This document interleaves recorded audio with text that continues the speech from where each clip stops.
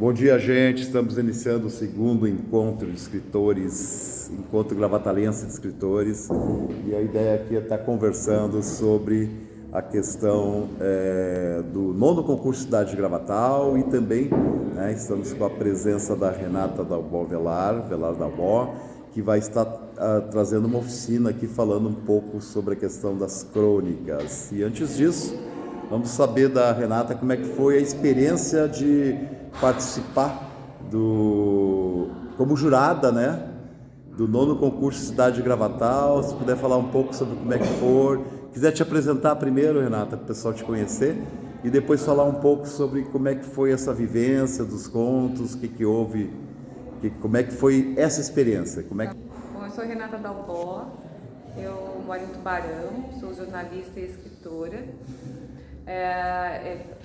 Eu estudo muito a área de escrita feminina e memória, faço doutorado e a minha tese é em cima dessa temática, e sou presidente e coordenadora da Associação de Jornalistas e Escritoras do Brasil, coordenadoria de Santa Catarina. Então, a escrita, para mim, além de tudo, é uma causa que eu defendo, porque eu acho que a escrita muda a vida das pessoas, sem dúvida nenhuma, e aproxima as pessoas, como estávamos falando ontem, né? Bom, o evento de ontem eu me surpreendi pela organização, pelo afeto, pelo calor humano. A gente acho que está sentindo uma falta muito grande de calor humano, né? E é claro, tudo muito dentro das normas, né, de saúde. A gente conseguiu realizar acho que foi o primeiro evento presencial que eu estive desde que começou a pandemia, né? Eu estava muito acostumada em vários eventos de literatura, e a partir da pandemia, logicamente, ficou tudo virtual. Então foi o primeiro presencial que eu estive desde que começou a pandemia. Então isso realmente tocou de uma maneira bastante forte, assim. E foi um evento muito lindo. E ter participado do concurso foi maravilhoso, assim. Foi maravilhoso, mas foi um desafio muito grande, porque foram mais de 300 contos, né? Que a gente teve que escolher. E aí, como a gente está falando, ao escolher um, você descarta outro, e como tinha muitos contos bons, foi bem complicado. Eu dividi essa tarefa, essa responsabilidade com a dona Marlene Brandotti, que é doutora em literatura, e a professora Dalete Cardoso, que também se esmeraram também em escolher os melhores, entre aspas, porque eu acho que tem muitos melhores, né? Mas é como eu falei ontem, eu acho que a gente acabou escolhendo aquele que mais nos tocou, que nos emocionou, que nos fez refletir, né? Então, a gente espera ter sido justo com todos e ter feito melhor, né? Eu queria, não sei se eu cheguei a parabenizar ontem também os finalistas, os classificados, pelo nível dos contos, que realmente estava muito bom, muito bom. Foi uma tarefa bastante difícil, mas foi muito deliciosa. E foi muito legal essa modalidade de escolher 25, porque vários se sentiram contemplados, né? Então foi muito interessante. Contos e poesias em tempos de pandemia, né? Então acho que a pandemia, porque para a gente ficou surpreso também com o número de trabalhos escritos. A pandemia pode ter causado isso, as pessoas mais recolhidas, se inspiraram mais, enfim. Sem dúvida nenhuma, na pandemia as pessoas estão mais... O tempo da pandemia mudou, né? As atividades mudaram, então a rotina mudou, o cotidiano. Então acho que as pessoas, com esse recolhimento, né, estando mais em casa, conseguiram se dedicar um pouco mais àquilo que gostam de fazer, né? Porque daí não precisa pegar o trânsito, não precisa ir trabalhar, sair de casa, voltar, vocês estão fazendo tudo dentro de casa. Então acho que isso facilita para que possam realmente... E aí eu acho que também teve a questão da reflexão, né? Tipo assim, meu Deus, eu posso daqui a pouco não estar mais aqui, então eu vou fazer aquilo que eu realmente gosto. Então eu acho que realmente a pandemia deixou as pessoas, sem dúvida nenhuma, muito mais sensibilizadas, né? E a escrita vem dessa sensibilidade, sem dúvida nenhuma, né? Né? Uma profundidade, uma reflexão sobre a vida mais profunda, né? A gente está aqui com o Andres também, escritor aqui da cidade. Estamos com a Bela lá no fundo, o professor Sérgio Borba, esposa, bem-vindos. E crônica. O que é uma crônica? Qual é a ideia da crônica? Vou começar a falar sobre a temática, né, que traz aqui a coisa da escrita, né? Então, a crônica entrou na minha vida desde muito cedo. Eu sempre fui uma leitora muito voraz de crônicas, assim. Eu lembro que o primeiro livro que eu li foi O Homem Nu, do Fernando Sabino. Acho que eu tinha uns 10 anos e me apaixonei pelo gênero. E eu sou formada em jornalismo, mas eu trabalhava numa escola de inglês. Eu era coordenadora de uma escola de inglês, aquelas coisas que a gente estava conversando, que a vida vai levando a gente por vários caminhos, Sim. né? Só que chegou uma hora que eu falei, não, eu quero voltar, eu quero escrever. Escrever sempre me fez muita falta, e aquela correria toda do trabalho, filho pequeno e tal, eu deixei um pouco de lado os meus textos escondidinhos lá na gaveta, né? E aí chegou uma hora que eu falei, não, eu necessito voltar a escrever, isso está me fazendo muita falta. E conversei com um dono de jornal lá do Tubarão, Diário do Sul, né? Olha, na verdade eu vou contar essa história porque é muito legal. Eu mandei os textos para ele e mandei os textos para Marta Medeiros, né? Que é uma das maiores cronistas do Brasil. Eu disse, olha, o máximo que eu posso receber é olha, sinto muito, mas não vai dar para continuar. Sim, claro. Ou não receber nenhuma resposta. Poxa, Marta Medeiros, pensei eu, deve ser uma pessoa muito comprometida e no certo não tem tempo para ficar respondendo as pessoas. Para minha grande surpresa, eu escrevi o e-mail, mandei os textos e acho que assim, umas horas depois ela me respondeu. Dando todo o incentivo do mundo. Renata, ela falou, você é uma iniciante com cara de veterana, vá em frente, não desista, comece a publicar os seus contos. E aí tomei coragem, o dono do jornal também abriu as portas, eu tinha 40 anos. Eu falei, essa década, vou fazer 50 agora, então já faz quase 10 anos. Então, assim, e abriu caminhos para minha vida que eu nunca pensei, para você ter uma ideia. Aí depois eu vim a ter um programa, agora apresento um programa, agora é UniTV-SC, que chama-se Bate-Papo Literário. E no início da pandemia, acho um pouco depois, eu entrevistei a Marta Medeiros. Ah, que legal. Olha só, assim, esse ciclo, assim, muitas coisas aconteceram de lá para cá. Então, assim, é uma década que eu tenho me dedicado, mas eu tenho me dedicado muito à escrita e à causa da escrita, né? Que eu acho que é bastante importante. Então, assim, eu me preparei, até eu trouxe para ler uma crônica, acho que foi a segunda crônica que eu escrevi para o jornal. A primeira foi me apresentando, falando quem eu era, e a segunda falando dos cronistas da minha vida. Eu pensei em começar lendo essa crônica. Sim. O que você acha? Qual é a ideia da crônica, né? Como gênero literário, no caso, né? Então, O que é uma crônica para quem está nos ouvindo? Então, se eu ler esse texto, eu acho que é uma boa introdução para a gente falar um pouquinho. Vamos lá, então. É bem descontraído, tá? Não é nada técnico, vamos lá. Não, porque a crônica é justamente isso, é um texto leve e despretensioso, como se você estivesse conversando com o leitor. Tá? Então eu escrevi assim: a crônica, assim como eu, vive na fronteira entre o jornalismo e a literatura. Do latim a palavra crônica com H no meio, refere-se a um registro de eventos marcados pelo tempo cronológico. E do grego cronos com K-H-R significa tempo.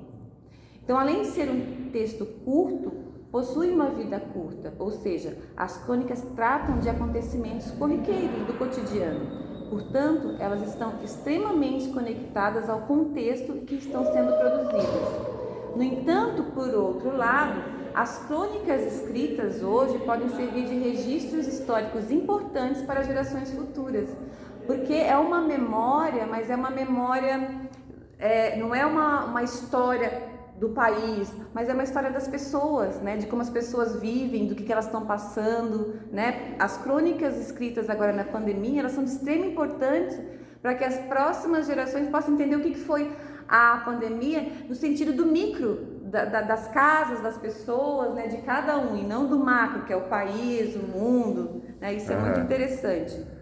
Então, esse gênero literário, como eu falei anteriormente, me conquistou por usar uma linguagem simples, leve e descompromissada. E por meio da crônica, que pode ser bem-humorada, reflexiva ou poética, colocamos uma lupa em nossas vivências e transformamos o ordinário em extraordinário.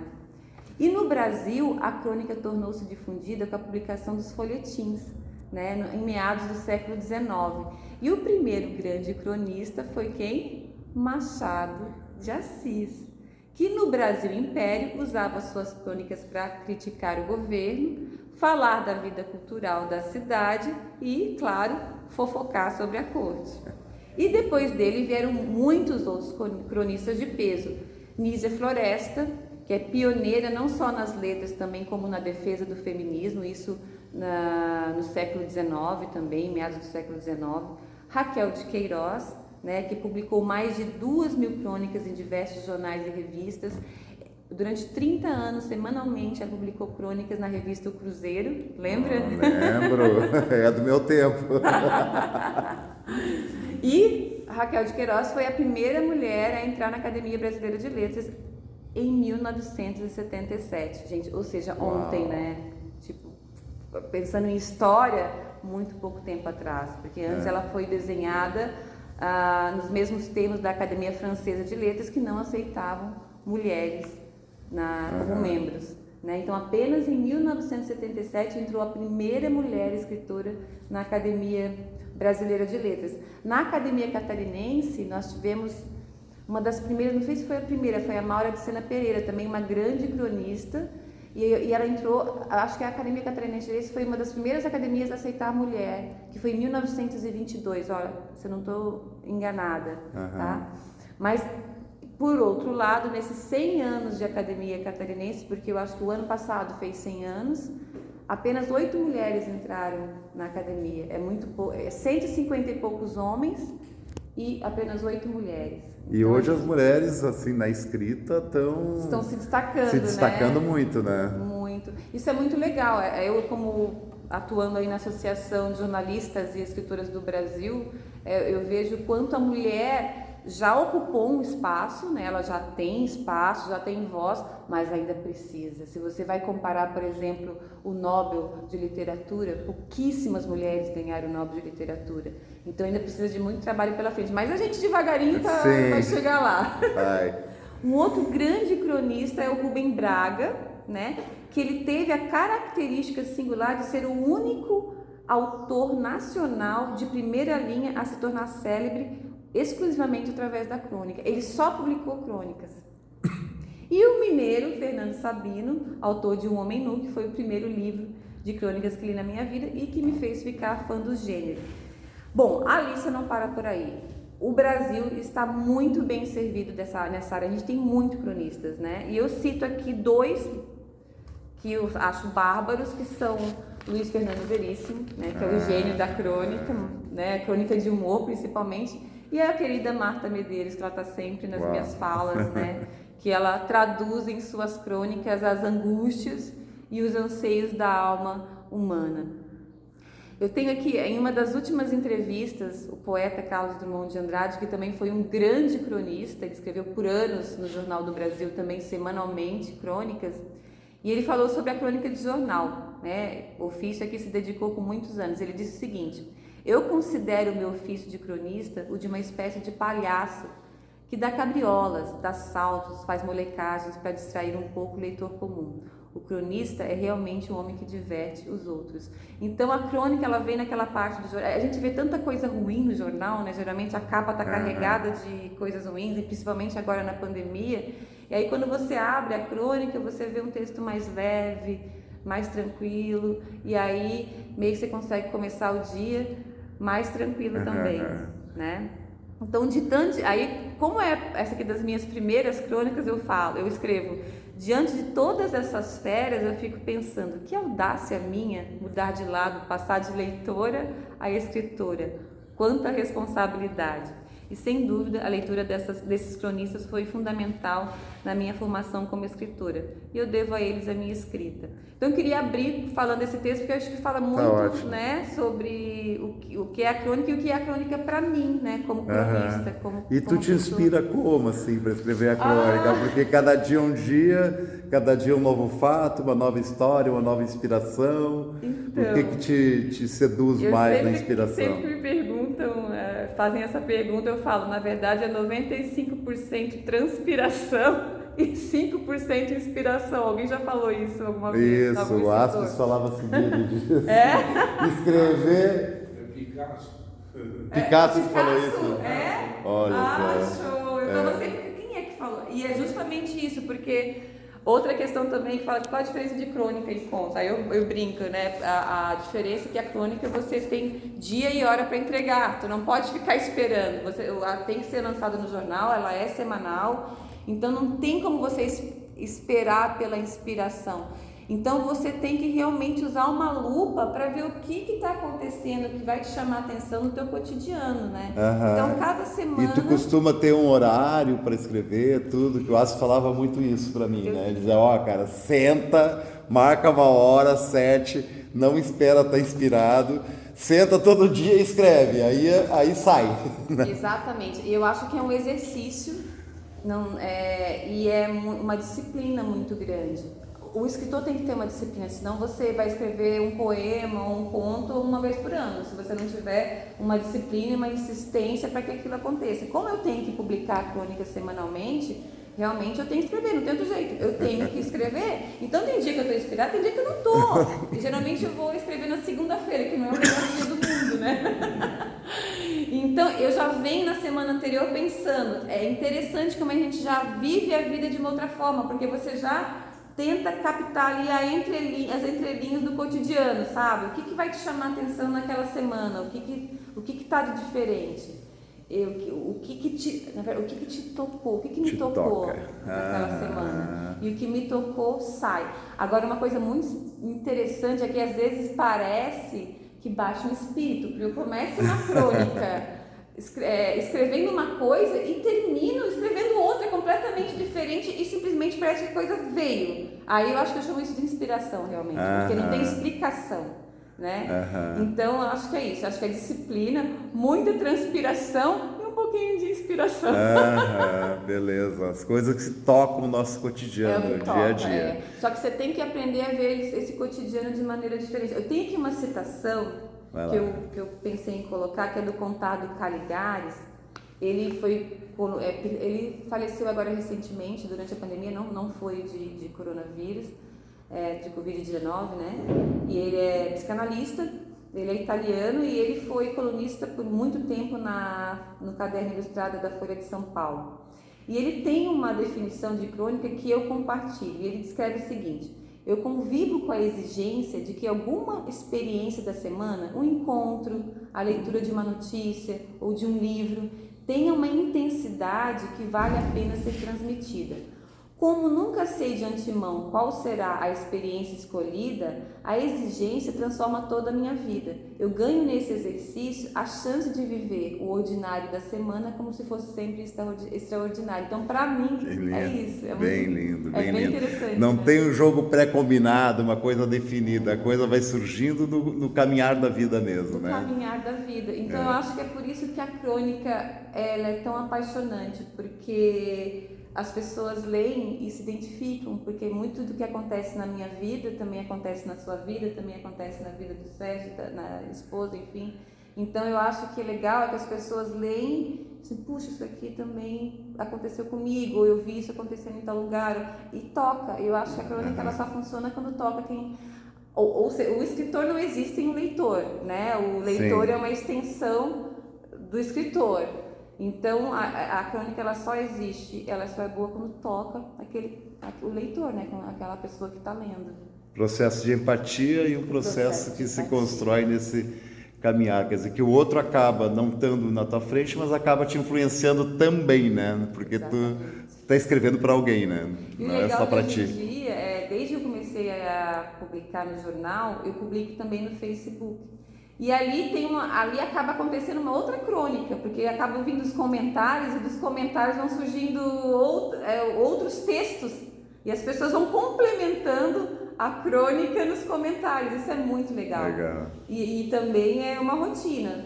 Quarta-feira sai no jornal, quarta de manhã tiro uma foto do jornal, coloco ali, coloco o texto e as pessoas vão comentando, eu vou comentando embaixo e aquilo faz parte da minha quarta-feira. Legal. Sabe? Muito legal. A crônica precisa de ritmo, né? Algo que tem que estar presente, né? Então, vamos para a apresentação aí Tem uma apresentação que tu preparaste aí em Data Show, e a gente vai então estar trazendo aqui essas mais informações sobre a questão da crônica.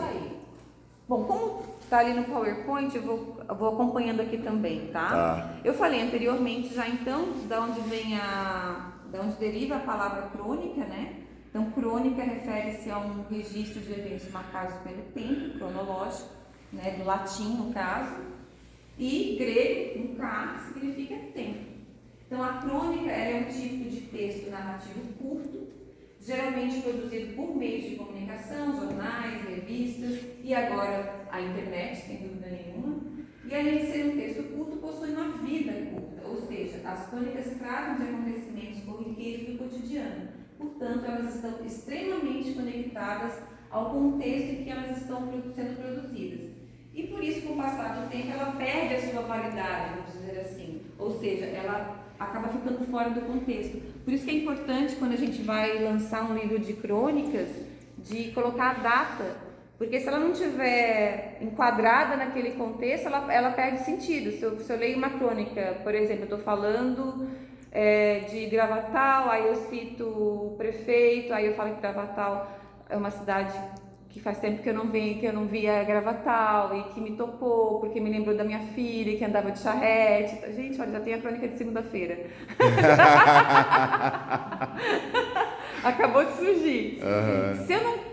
Se eu não coloco a data dessa crônica, ela perde sentido, né? Porque, mas quando é que foi escrito isso? Que prefeito é esse? Em que época ela está falando de Gravatal? Né? E fica aí como um registro para gerações futuras. Ali eu vou ter um registro da cidade de Gravatal, das pessoas que eu encontrei e que vai ficar para sempre para gerações futuras. Então acho que por isso que a crônica é tão bacana, né? É um registro daquele micro, né? Daquelas pessoas. Né?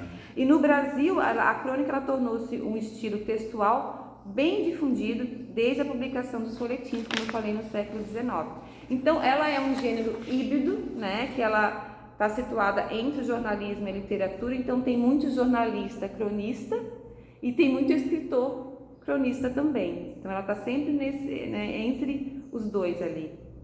E eu trago aqui também uma citação do Antônio Cândido, um dos principais críticos literários do Brasil, e que ele diz o seguinte: a crônica está sempre ajudando a estabelecer eu estou esquecendo de pedir para te trocar. Obrigada. Tá acompanhando. Obrigada.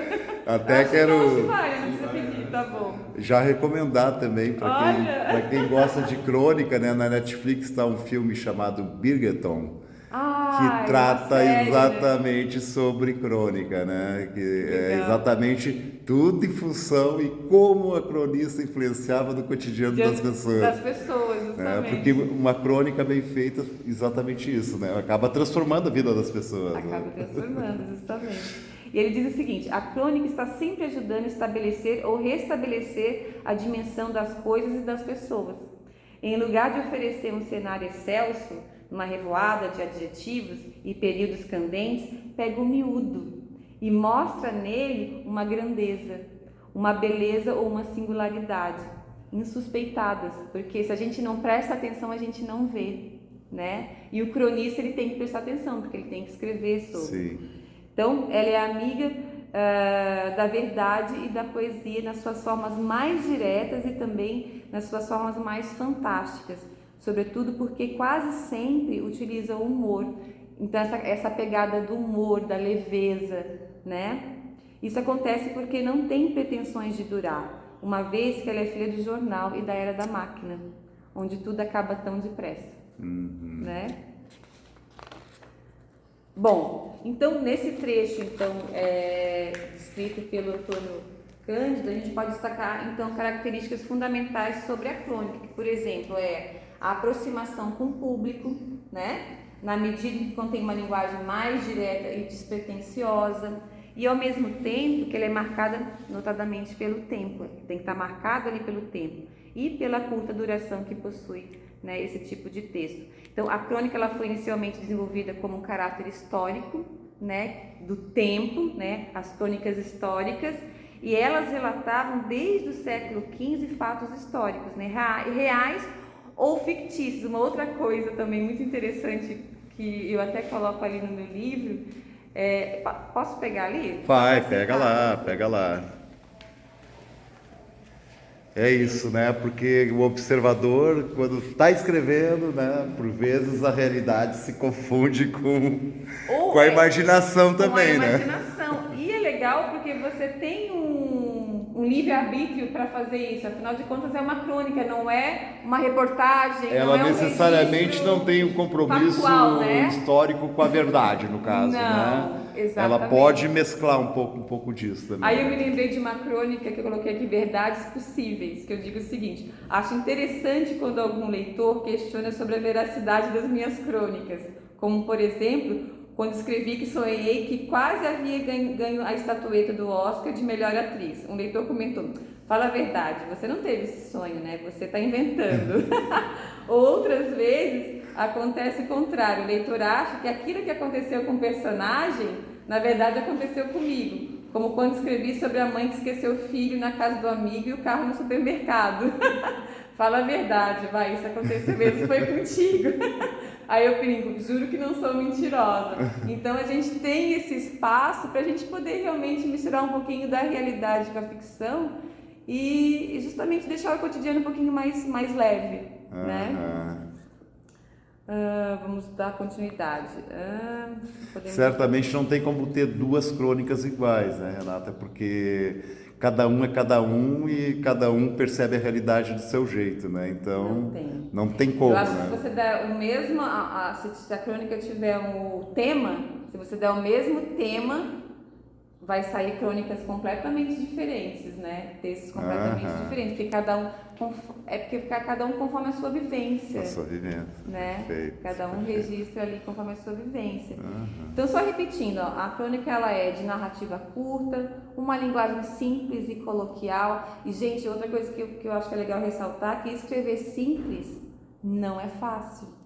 As pessoas acham que escrever simples é você colocou no papel e saiu, e não é verdade. Você tem que trabalhar para escrever simples, não e assim, a gente reescreve, né? Uma vez, 2 vezes, 3 vezes, até não, agora tá legal. Agora as pessoas conseguem entender o que eu quero dizer. E por outro lado, as pessoas acham que escrever rebuscado, é um texto bom. E na verdade não é bem assim. Eu acho que texto bom é aquele texto que as pessoas entendam o que você quer, que você consegue passar a sua mensagem, né? E as pessoas gostem, né? Que elas gostem e se identifiquem. Né? A crônica, por ser um texto curto, ela tem poucos personagens, geralmente é 1 ou 2 personagens, um espaço reduzido. Outra coisa importante é porque, por exemplo, a crônica de jornal, ela tem que caber naquele espaço do jornal. Então eu posso escrever até 550 palavras na crônica. Então, eu não posso nem fazer um texto muito curto e se passar disso eu tenho que reduzir porque não vai caber. Então, tem que ter uma estratégia ali para cortar. É um excelente exercício de concisão, porque a crônica é curtinha, você não consegue escrever um conto, é difícil. Um conto num espaço de uma crônica ali de jornal é muito difícil. Então, é um exercício muito bom de síntese. De síntese, exatamente, muito bem. Bom, embora seja um texto que faz parte do gênero narrativo, porque geralmente você está narrando histórias, né? Então ela tem enredo, ela tem foco narrativo, personagem, ela tem tempo, espaço, né? Há diversos tipos de crônica, né? Que exploram também outros gêneros textuais.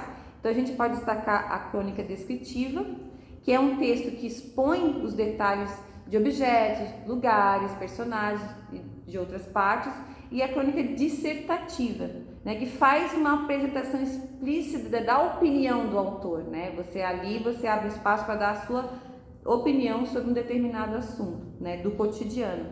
E temos também a crônica jornalística, né, mais comum na verdade é a mais comum das crônicas na atualidade, que são as crônicas chamadas jornalísticas e produzidas pelos meios de comunicação, pelos jornais, pela internet, pelas mídias, né, onde elas utilizam temas da atualidade, por isso que ela tem que caber naquele tempo.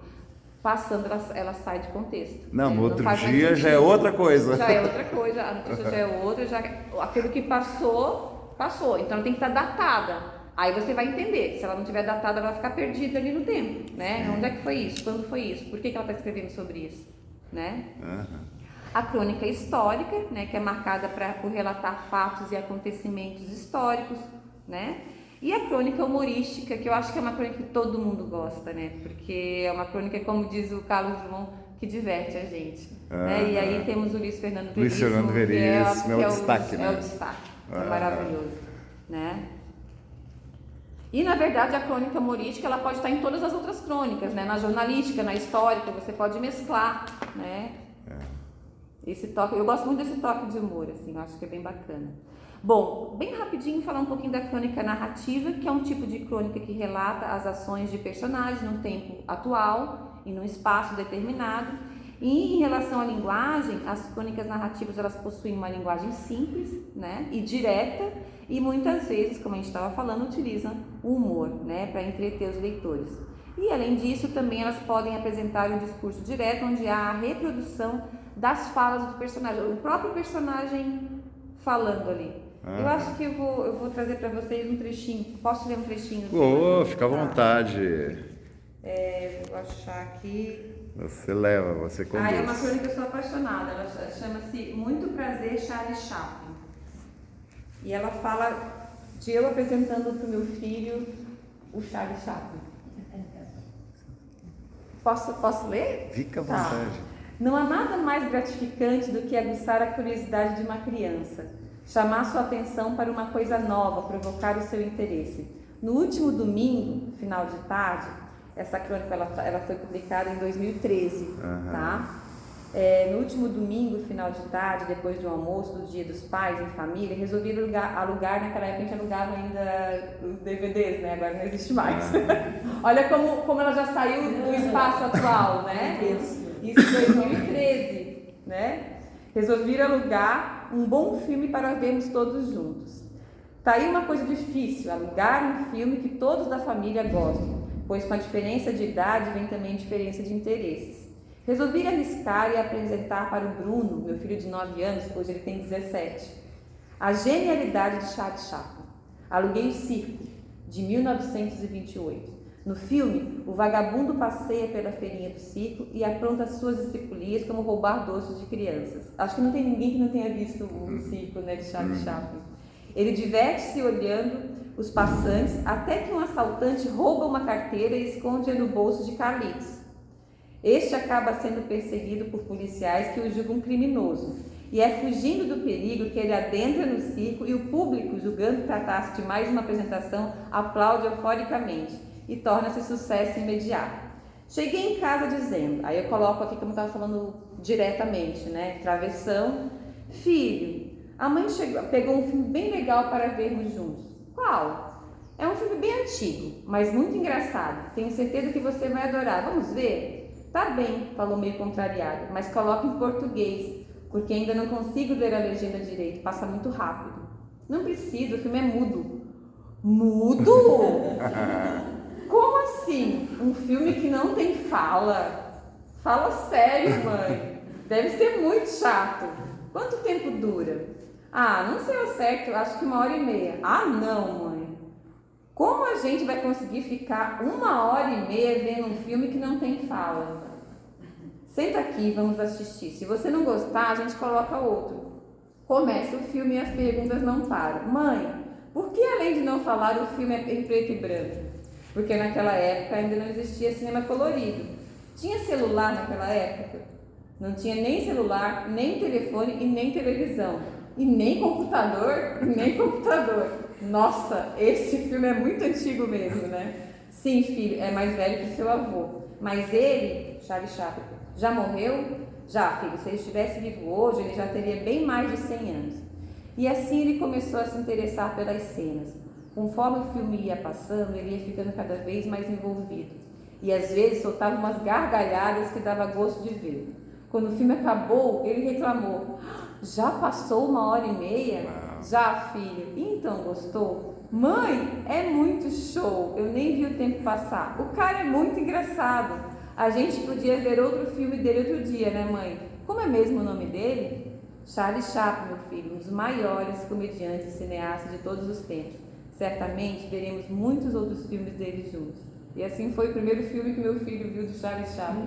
E é legal porque isso aqui eu disse assim, esse livro aqui eu falo que é o meu primeiro livro, que eu lancei em 2015. Foi a minha maior herança para os meus filhos vão ser os meus escritos, porque aqui tem história deles, tem história do Brasil, tem história do cotidiano, enfim. Mas então, é só para poder, em vez de ficar falando, poder exemplificar o que é uma crônica narrativa, quando você narra uma história, né, uma experiência. E aí nós temos também a crônica argumentativa, que é um tipo de texto em que a argumentação é a sua principal marca, né? E ela é muito utilizada nos meios de comunicação, sobretudo nos jornais e nas revistas. Então é aquela crônica que é como se fosse bem parecido com um artigo de opinião, onde o autor ali dá a sua opinião sobre o que está escrevendo. E ela pode ser tanto do gênero narrativo, dissertativo ou descritivo. Né? Os cronistas, autores que escrevem as crônicas, eles expressam esse tipo de texto, um tema e a sua posição, o seu ponto de vista, o seu juízo de valor sobre aquele tema. É engraçado como vai mudando, né? Esse livro, ele é uma compilação das minhas crônicas de 2012 até 2015, mais ou menos. E eu fui procurar aqui uma crônica argumentativa e foi difícil de achar. A maioria das minhas crônicas que eu escrevo aqui são narrativas. E hoje eu escrevo muita crônica argumentativa, dou muita opinião. Talvez eu fiquei reflexiva, talvez seja porque eu não me sentia seguro o suficiente para expor a minha opinião e falar, eu acho isso, eu acho aquilo, eu acho que... porque assim, o cronista ele se expõe muito, você escreve muito em primeira pessoa, né? Então você dá a sua tapa a cara ali. Então eu achava que de repente contando uma história era mais tranquilo do que dar uma opinião sobre um fato, sobre uma questão política ou econômica e tal. Hoje eu faço muito mais isso, com muita tranquilidade. Eu acho que é o espaço que a gente vai conquistando. Se compromete, né? Mais também, né? Me comprometo mais também. E defendo mais.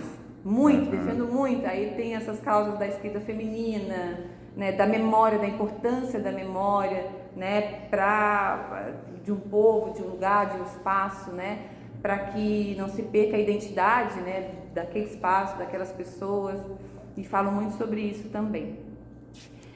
Bom, eu não sei se eu trouxe aqui alguns cronistas, mas o que tu acha? Podemos citar alguns, eu acho que a gente pode passar até para exemplificar, né, o que a gente... Quem são as pessoas aí, eu acho que era legal. Vamos só trazer ali, por favor, pode mudar. Só ali, isso. Só trouxe ali alguns muito importantes, tiveram muitos mais, né? A Júlia Lopes de Almeida foi uma excelente cronista do final do século XIX para o início do século XX e abriu portas aí, espaço para escrita feminina. Ela tem crônicas, ela tem livros.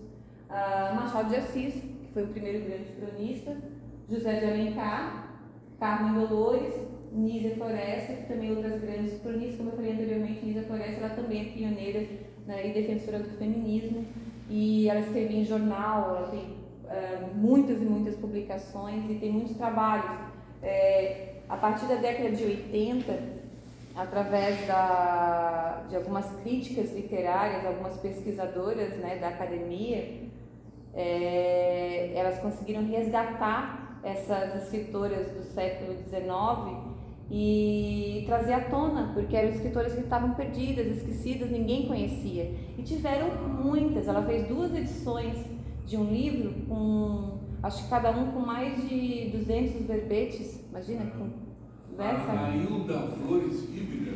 Eu conheço a Hilda. Ela levantou, sabe, não só sobre a Nízia Floresta, né? Sim. Não sobre o aspecto crônicas, né? Mas sobre o aspecto da independência da mulher, da relevância da mulher. E a mulher, né? Ela é feminista, né? Ela tem um dicionário de mulheres e tem um trabalho sobre isso. Isso mesmo, sério. Eu fui conhecer ela, a Nízia Floresta, através dos relatos lá na Academia Rio-Grandense de Letras. Né? A Hilda é da GEB, essa associação que eu presido aqui E ela é da GEB do Rio Grande do Sul. Ela é muito participativa. Nossa, já encontrei com ela algumas vezes, já trocamos livros. Ela é muito participativa. Ela está no Rio, vai e volta, é muito participativa. Eu ganhei dela esse Moacir dicionário. Flores. Agora ela tá mais paradinha, bom, principalmente agora na época da pandemia, né? Ela mais tem idade também, né? Isso. Idade também isso aí, né? Da pandemia. Mas eu tive. Isso afetou muito as academias, sabe? Porque esse pessoal também tem um problema de exclusão da computação, sabe? E aí, às vezes, eles dominam uma arte, que é essa arte de escrever com pena e tal, e até bater máquina, e depois veio o computador, mas às vezes os links, Zoom, o WhatsApp, que faz meeting, né? E a pessoa não domina e não consegue participar dos encontros que são na internet, né? É uma mudança de parâmetro, sabe? Cada vez vai ser mais isso. A mudança de parâmetro atinge exatamente as garantias ali, as franquias, e uma zona de exclusão que havia, que o constitucionalismo, o primeiro constitucionalismo, cria, sabe, os direitos de liberdade, igualdade e tal, e as franquias todas, e essas franquias são banidas não por uma tirania física, mas pela tirania da doença, sabe, né? Que pega e exportem já uma coisa junto, que é a tecnologia, né? Uma mudança de parâmetros, cheguei a 5G, 6G, os download e upload é super rápido, e aí mudam os negócios, mudam, sai na rua, verdade. Aí tem muito assalto na rua, tudo muito assalto e tal, e nós já estamos aqui, tá copiando, já para tá botar sabendo, ali, já tá... sabe? Já não vem mais gente, então perdeu o calor humano, sabe? As revoluções, a rua exportada para dentro, e tem o WhatsApp e tal, essa coisa, né? Eu acho que é por isso que eu fiquei tão tocada ontem com o evento, assim, porque me voltou uma época, gente, que parece que faz 10 anos que eu não ia num evento literário, né? Não é? Nossa, eu nunca mais tinha participado de uma cerimônia, porque virtual é completamente diferente. Você teve a mesma sensação? De vontade de ter um momento de lazer e assistir um teatro. Hoje a gente vai. É o teatro, o que acontece no teatro, né? Deixa eu te perguntar uma coisa, Renata. Também agora, né? Tu vê que a crônica está bastante ligada a essa questão também da opinião, né? Sim. E hoje, assim, no Brasil, a gente está vivendo uma coisa, assim, da chamada liberdade de expressão. A gente tem uma CPI de fake news, tem, né, o limite, né, do cronista, exatamente, né? Porque a gente vê crônicas ligadas principalmente à política, onde há uma agressividade, um ataque. Como é que tu percebe esse limite de liberdade de expressão, até onde dá para ir para se chamar liberdade de expressão e onde foge disso? Eu acho que o limite está no respeito. É você respeitar o espaço do outro, é você não entrar no espaço do outro, e aí você pode falar o que você quiser, desde que você respeite as pessoas que estão te lendo, né? E que você não entre no espaço daquela pessoa, não seja agressivo, não. Eu acho que aí o limite é esse, respeito com a outra opinião. Você tem a sua opinião, mas o Sérgio tem a dele, depois também tem e tal. Então, assim, eu acho que mais está faltando é justamente isso, que é o respeito. E me parece que o respeito, e aí temos um constitucionalista aqui, né? É os acordos civilizatórios estabelecidos pela Constituição, né? Eu acho que é o limite, né? Eu sempre defendi uma coisa, e isso, eu não sou uma pessoa, vamos dizer, religioso, sabe, da religiosidade, que agora está tendo muito uma coisa assim da religião, né? E nós voltarmos assim a um compêndio que tem francês, né, que escreveu, separou os regimes, o sistema romano-germânico, o sistema constitucionário e o sistema religioso, que são os árabes e são os judeus, né, que tem a religião, né, e nós estamos voltando, sabe, tipo a Idade Média, sabe, que a religião começa, né, e eu estou falando isso porque eu vou citar o quê? 3 arcos, que é primeiro o arco da aliança, que é o arco-íris, né? Que mostra, através da especulografia, difração da diversidade, sabe, das coisas no mundo inorgânico. Porque na Bíblia, e eu não estou sendo religioso, estou citando uma figura de metáfora, sabe, né? O segundo arqué em grego quer dizer ordem, né? É a Arca da Aliança, a Arca de Noé, que é arqué, que é o arco. Porque nós vivemos no mundo de esferas e tudo é arqué, né? O arco, né? E aí tem a biosfera, o zoom, a vida, né? O inorgânico, o orgânico e a terceira dimensão.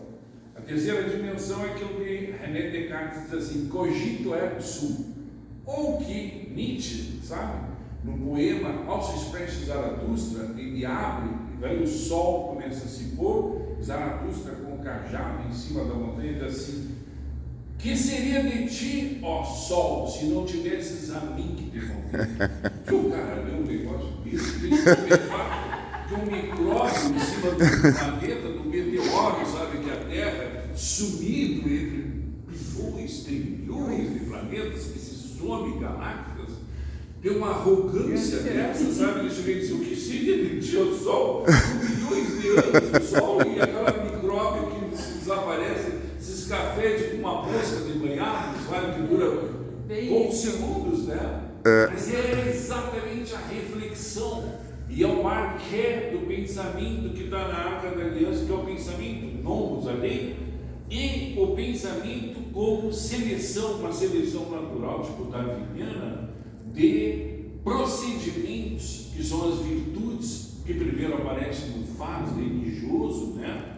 Que são o que é certo, o que é errado, não mate, porque senão você vai ser morto também, tem regra para matar, só quem pode matar o Estado, então estão regras, não roube, não faça isso, são os pecados, e que depois vai a religião e surge o direito como norma de situação. O que eu queria dizer, voltando ao começo, é que nós vivemos a diversidade do arqué, e a diversidade do arqué na sociedade, no pensamento de René,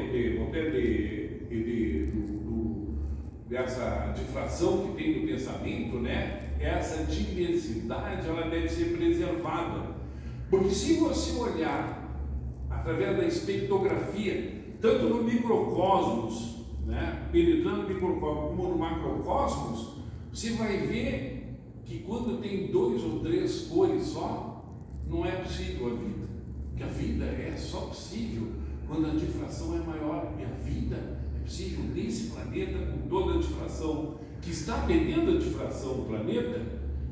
Por quê? Porque estão matando a natureza, está incendiando tudo, e também está incendiando o pensamento do homem, porque só uma cor, só o verde, só o azul, quer terminar com todos os outros. Então, qual é a diferença, sabe, de a pergunta básica, que é esse negócio do Roberto Jefferson, até o que ponto que ele pode dizer as coisas que diz? Não fui eu que escreveu isso. Há 2, 3 dias atrás eu vi um sujeito fazer um escalonamento, sabe, uma pessoa pensante, que eu estou cometendo até um pecado sacrilégio de roubar ou plagiar, sabe, a ideia do sujeito, que eu achei muito inteligente. E se eu ficar no plano das ideias, vamos dizer, for nazista ou comunista e tal, mas for no plano das ideias, da palavra, que não faz, tudo bem, é possível, porque aí preserva a difração. Mas se eu partir para o ato e querer eliminar, o nazismo quer eliminar todas as outras coisas, ou o comunismo quer eliminar só vermelho, o resto aqui não tem, sabe? Então aí é que começa o crime. Aí, a partir do ato que a ideia se concretize, eu vou te matar porque tu pensa contra mim, eu vou te socar, eu vou te, sabe? Aí começa o ato. Né? E esse é o dilema. Ou que você é um estúpido, isso, aquilo, que os comunistas são isso, ou que os nazistas são isso, isso não é crime. Ele chegou a essa conclusão, porque é difícil chegar como. É só potência de ser falado. E aí tu coloca muito respeito, né, como sendo, né?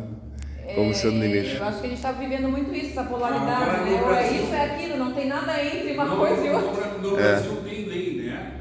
se disser alguma coisa de boca, por exemplo, crime de racismo, né? Se eu disser negro, sai daqui, negro, sabe? Isso é racismo. Já é o fato de falar, já é. Já é ofensa. Ou se eu usar figura, né, de nazista, né, o Bruce Willis e tal, eu falar, é crime. É crime, E aí parece que a Constituição é o grande marco, né?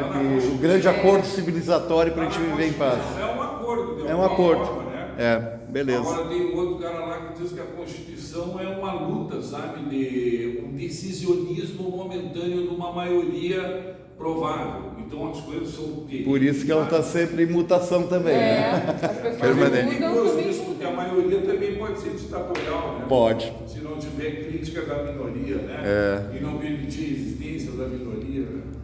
Muito bom. Perfeito. Seguindo então, para a gente já ir encaminhando para o fechamento. Pode passar, por favor. Bom, eu vou só citar, tá? Então, aqui a gente fala então do Machado de Assis, que teve como grande tema de sua obra justamente a vida